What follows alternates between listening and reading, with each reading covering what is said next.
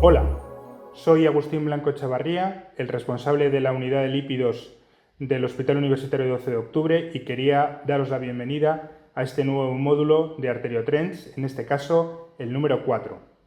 En este módulo quería compartir con todos ustedes los ensayos clínicos que hemos seleccionado, que fueron presentados en el Congreso de la Asociación Americana de Cardiología, recientemente celebrado en abril de este año. El primer estudio presentado se titula Apolipoprotein A1 Infusions and Cardiovascular Outcomes After Acute Myocardial Infarction, o sea, infusiones de apolipoproteína A1 y resultados cardiovasculares después de un infarto agudo de miocardio. En este ensayo lo que se aborda es la teórica mejoría de la funcionalidad de las HDL. Recordemos que los ensayos previos que incrementaban las concentraciones de HDL habían fracasado, y aquí aborda la mejoría de la funcionalidad con la infusión de una ApoA1 purificada que previamente parecía haber demostrado o había demostrado mejorar el transporte reverso de colesterol de la placa aterosclerótica, incrementando las concentraciones y la funcionalidad de las HDL. Desgraciadamente es un nuevo fracaso porque no se consiguió demostrar una reducción de eventos vasculares mayores, que era el objetivo principal del estudio.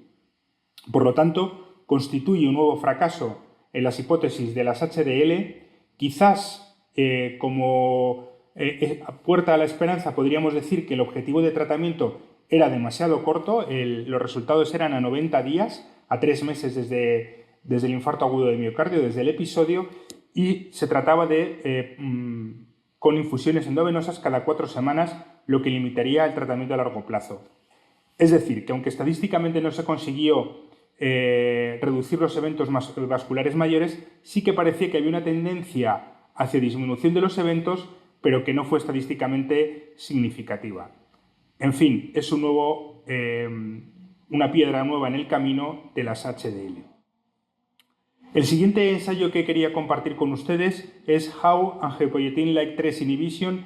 Help Our Clinical Patients. ¿Cómo nos pueden ayudar la inhibición de angiopoietina-like 3 en nuestros pacientes en el metabolismo lipídico? Se trata de un artículo de revisión en el que se resume la fisiopatología y la biología de una proteína fundamental en el metabolismo lipoproteico, como es la angiopoietina-like 3, así como los beneficios de su inhibición, en este caso con un anticuerpo monoclonal como el ipilimumab. Pero no solamente se revisa la inhibición con anticuerpos monoclonales, sino que también se revisa con oligonucleótidos antisentido, en este caso buprenorsersen,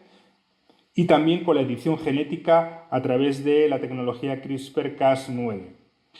En el artículo se revisa cómo evinacumab reduce las concentraciones de colesterol LDL hasta un 50% en pacientes con hipercolesterolemia familiar homocigota por un mecanismo independiente del receptor LDL, lo cual es muy importante en aquellos pacientes con hipercolesterolemia familiar homocigota con receptor nulo, con receptor no funcionante, en el que solamente tenemos la aféresis o la lumiprazida como tratamientos alternativos. Como le decía, se revisan otros tratamientos que son el oligonucleótido antisentido buprenorsen, que no se ha llegado a comercializar porque producía esteatosis hepática, y también tecnología con otras tecnologías como RNA pequeños de interferencia o edición genética. Como saben, la angiopoietina-like 3 es una proteína que lo que hace es que inhibe la lipoproteína lipasa, y por lo tanto, inhibiendo la angiopoietina-like 3 tenemos más lipoproteína lipasa y más hidrólisis de las lipoproteínas ricas en triglicéridos, y se consigue una reducción del colesterol LDL independiente del receptor. El siguiente artículo es olezarsen, pancreatitis aguda y síndrome de hiperquilomicronemia familiar, olezarsen, acute pancreatitis and familial chylomicronemia syndrome. Como saben ustedes, la hiperquilomicronemia familiar es una enfermedad bialélica, recesiva, que produce mutaciones de pérdida de función en los genes LPL, ApoA5, el factor madurador de la lipasa tipo 1 o el MF1, el GPI-HBP1 y la POC2 fundamentalmente. Para que se considere una FCS, una quilomicronemia familiar, tiene que haber 2 variantes patogénicas en uno de estos genes, por ser una enfermedad recesiva y bialélica. Como consecuencia van a producirse en los pacientes hipertrigliceridemia grave, con concentraciones de triglicéridos muy por encima de 1000 miligramos decilitro, con presencia de quilomicrones en plasma, pancreatitis de repetición, y otros trastornos como son la presencia de xantomas tuberosos y eruptivos y lipemia retinalis, aparte de dolor abdominal, retraso en el crecimiento, trastornos en la salud mental, etc. Olezarsen es un oligonucleótido antisentido que inhibe la ApoC3,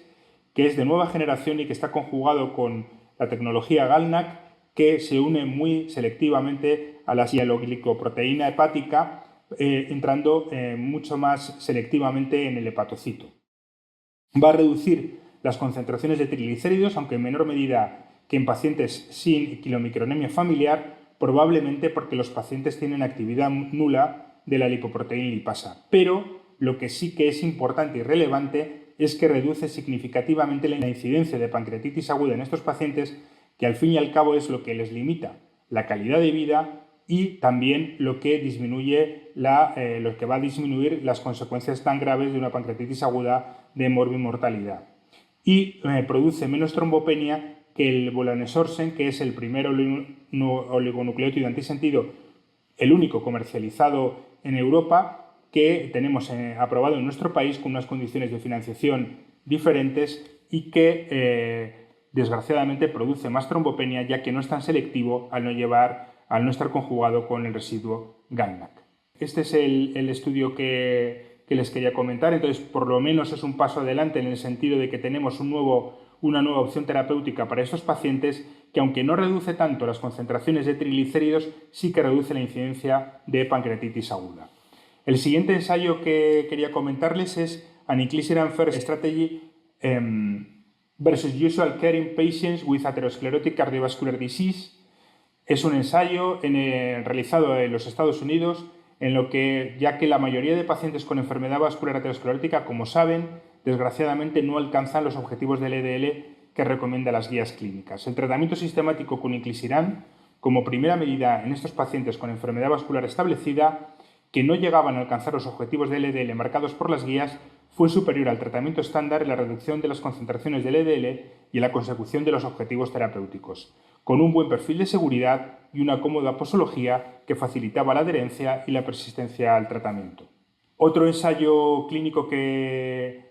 también quería comentarles y que vamos a incluir en el número de esta revista es plozasiran, que es un RNA pequeño de interferencia contra ApoC3 para la hipertrigliceridemia grave. Es un ensayo clínico aleatorizado denominado SHASTA-2. Es un ensayo clínico aleatorizado de pacientes con hipertrigliceridemia grave a los que se le autorizó a recibir plozasiran versus placebo. El plozasiran, como les acabo de reflejar, es un RNA pequeño de interferencia que inhibe la ApoC3, que es otra proteína clave en la hidrólisis de las partículas ricas en triglicéridos, puesto que va a inhibir también la lipoproteína lipasa y, por tanto, si inhibimos ApoC3 tendremos más disponibilidad de LPL. Consigue reducciones significativas de triglicéridos en pacientes con hipertrigliceridemia grave, con un porcentaje significativo por debajo de 500, es decir, que muchos pacientes alcanzan concentraciones de triglicéridos menores de 500, que es el umbral el umbral que ha fijado los promotores del ensayo, en el que dicen que aumenta el riesgo de pancreatitis aguda. Como contrapartida, y por un mecanismo que no queda muy aclarado, aunque se especula que sea por la conversión rápida el aclaramiento rápido de las partículas ricas en triglicéridos que se conviertan a IDL, de VLDL a IDL y de IDL a LDL, aumenta las concentraciones de LDL de forma significativa respecto a placebo, pero no se modifica prácticamente ApoB y disminuye el colesterol 1-HDL. O sea que es una cosa que sí que tendremos que estar atentos y vigilar qué pasa con el resto de partículas lipoproteicas, porque parece que puede aumentar las concentraciones de LDL por este mecanismo que les digo de aclaramiento rápido de las partículas rápidas en triglicéridos y su conversión a LDL. Lo que no queda muy claro es por qué si aumenta el LDL no aumenta ApoB e incluso parece que disminuye el colesterol 1-HDL. Es un ensayo fase 2B y, como les digo, sería muy interesante vigilar las concentraciones de LDL. Y estos son los ensayos clínicos que quería compartir con todos ustedes.